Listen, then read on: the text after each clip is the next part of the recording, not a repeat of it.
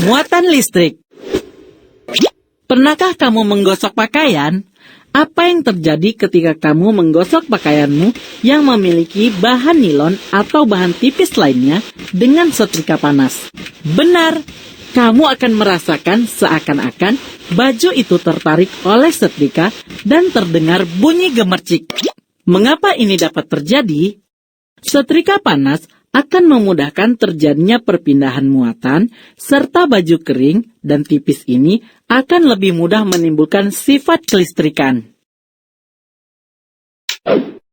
Sama halnya dengan rambut kering, bila kamu gosok dengan sisir, maka sisir tersebut akan bermuatan listrik.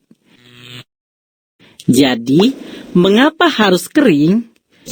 Ini karena air memiliki sifat konduktor yang tidak baik. Energi yang ditimbulkan akibat gosokan antara rambut basah dan sisir akan diserap oleh air tersebut, sehingga tidak muncul gejala kelistrikannya. Untuk memahami konsep listrik statis dan penerapannya, maka perhatikan penjelasan pada bab ini. Terjadinya muatan listrik. Semua zat atau materi disusun oleh atom-atom. Atom adalah bagian terkecil dari suatu unsur yang memiliki sifat unsur tersebut. Tiap unsur hanya disusun oleh satu jenis atom. Misalnya, unsur perak disusun oleh atom-atom perak. Unsur tembaga disusun oleh atom-atom tembaga. Atom itu sendiri disusun oleh partikel-partikel lebih kecil yang disebut partikel subatom. Ada 3 partikel subatom yang terpenting, yaitu proton, neutron, dan elektron. Proton dan neutron terdapat di dalam nukleus atau inti atom, dan elektron-elektron bergerak mengelilingi nukleus. Besar muatan listrik proton dan elektron adalah sama, tetapi jenisnya berbeda. Proton bermuatan positif, elektron bermuatan negatif, dan neutron tidak bermuatan atau netral. Proton memiliki muatan listrik sebesar Q sama dengan 1,601864 dikali 10 pangkat minus 19 kolom dan dibulatkan menjadi 1,6 dikali 10 pangkat minus 19 kolom. Sedangkan elektron memiliki muatan sebesar minus 1,6 dikali 10 pangkat minus 19 kolom. Tidak seperti besaran fisika lainnya, muatan listrik tidak dapat kamu lihat dan ditimbang. Tetapi, efeknya dapat kamu amati. Muatan listrik dapat dianalogikan dengan angin. Angin tidak dapat dilihat, tetapi efeknya dapat kamu amati dan rasakan. Nah, karena jumlah proton dalam nukleus sama dengan jumlah elektron yang mengitari nukleus atau inti atom, maka dapat dikatakan atom tidak bermuatan atau netral.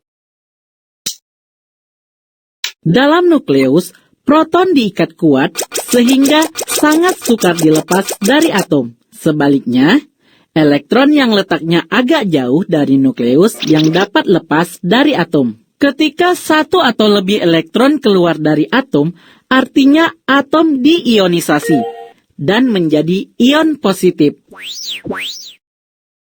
Atom yang menerima elektron menjadi ion negatif karena elektronnya berlebih.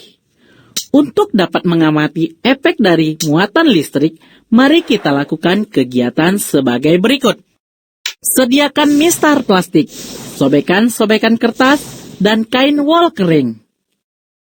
Dekatkan mistar plastik ke sobekan-sobekan kertas tanpa menyentuhnya.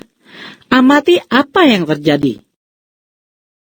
Kemudian, gosok mistar itu dengan kain wol secara cepat. Setelah itu, dekatkan mistar ke sobekan-sobekan kertas tanpa menyentuhnya. Dan perhatikan apa yang terjadi. Sebelum mistar digosok dengan kain wol, baik mistar maupun kain wol keduanya netral.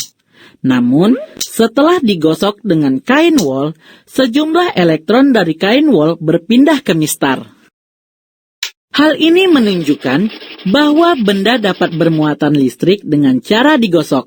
Sekarang, mistar menjadi bermuatan listrik negatif, karena jumlah elektronnya atau muatan negatif lebih banyak daripada jumlah protonnya atau muatan positif. Dan kain wol menjadi bermuatan listrik positif karena jumlah elektron lebih sedikit daripada jumlah protonnya. Memberi muatan secara konduksi. Memberi muatan secara konduksi terjadi kontak langsung antara kedua benda dan sejumlah elektron mengalir dari satu benda ke benda yang lain. Jika kamu memiliki dua buah bola logam, coba berikan muatan pada salah satu bola atau dengan menggosoknya, misalnya dengan kain wol, dan bola yang lain netral. Lalu letakkan paku besi sehingga menyentuh kedua bola logam. Gunakan tes pen dan kamu akan melihat bola kedua menjadi bermuatan. Hal ini disebabkan muatan listrik pada bola pertama berpindah menuju bola kedua melalui paku besi. Dan apabila kamu ganti paku besi, misalnya dengan kayu, bagaimana dengan bola kedua? Ternyata bola kedua tetap netral. Artinya, muatan listrik pada bola pertama tidak berpindah pada bola kedua.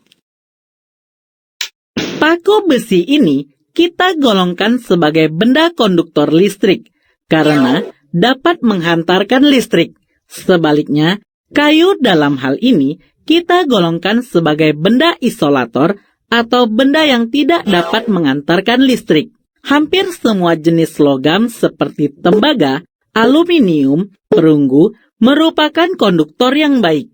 Dan hampir semua bahan non-logam kecuali karbon merupakan isolator seperti kuarsa, sulfur, parafin, kaca, plastik, dan porselin. Apakah konduktor, misalnya tembaga, dapat kamu beri muatan listrik dengan cara menggosok? Jawabannya tentu saja bisa. Asalkan tembaga yang kamu gosok dipegang oleh bahan isolator. Contohnya, untuk menyalakan lampu, kamu menekan saklar. Muatan listrik atau elektron-elektron mengalir melalui kabel. Seutas kabel memiliki kawat tembaga sebagai pusatnya. Kawat tembaga atau konduktor berfungsi menghantarkan muatan listrik. Supaya kamu tidak terkena setrum ketika memegang kabel, maka kawat tembaga dibungkus dengan bahan isolasi atau biasanya terbuat dari plastik PVC atau polyvinyl chloride. Sifat muatan listrik. Untuk mengetahui apa-apa saja sifat muatan listrik, mari kita lakukan kegiatan berikut. Sediakan 2 buah penggaris plastik, 2 buah batang kaca, benang, tiang statif, kain sutra, dan kain wol. Kita mulai dengan menggantung penggaris plastik pada tiang statif. Dengan kain wol tersebut, gosokkanlah salah satu ujung penggaris yang digantung dan ujung penggaris yang lain. Sewaktu penggaris plastik digosokkan dengan kain wol, elektron-elektron dari kain wol berpindah ke penggaris plastik, sehingga penggaris plastik bermuatan negatif. Coba kamu dekatkan kedua ujung yang telah digosok dan amati apa yang terjadi. Ternyata, penggaris plastik tolak-menolak. Hal ini terjadi karena kedua penggaris kita gosokkan dengan kain yang sama, sehingga tentu saja muatan pada kedua penggaris tersebut sejenis. Dengan cara yang sama, kita lakukan untuk batang kaca yang digosokkan dengan kain sutra. Ketika batang kaca digosokkan dengan kain sutra, elektron-elektron dari batang kaca berpindah ke kain sutra. Dan sekarang, batang kaca bermuatan positif. Coba dekatkan kedua ujung yang telah digosok dan amati apa yang terjadi. Ternyata batang kaca tolak-menolak. Hal ini disebabkan karena kedua batang kaca digosok dengan kain yang sama, sehingga muatan pada kedua batang kaca tersebut sejenis. Nah, sekarang gosokkan kembali penggaris plastik dengan kain wol dan batang kaca dengan kain sutra. Lalu, dekatkan batang kaca pada penggaris tersebut. Artinya, kita mendekatkan benda bermuatan positif dengan benda bermuatan negatif. Dan terlihat kedua benda tarik-menarik. Dari kegiatan ini, dapat kita simpulkan pada muatan listrik sejenis akan tolak-menolak. Dan sebaliknya, pada muatan listrik tidak sejenis akan tarik-menarik.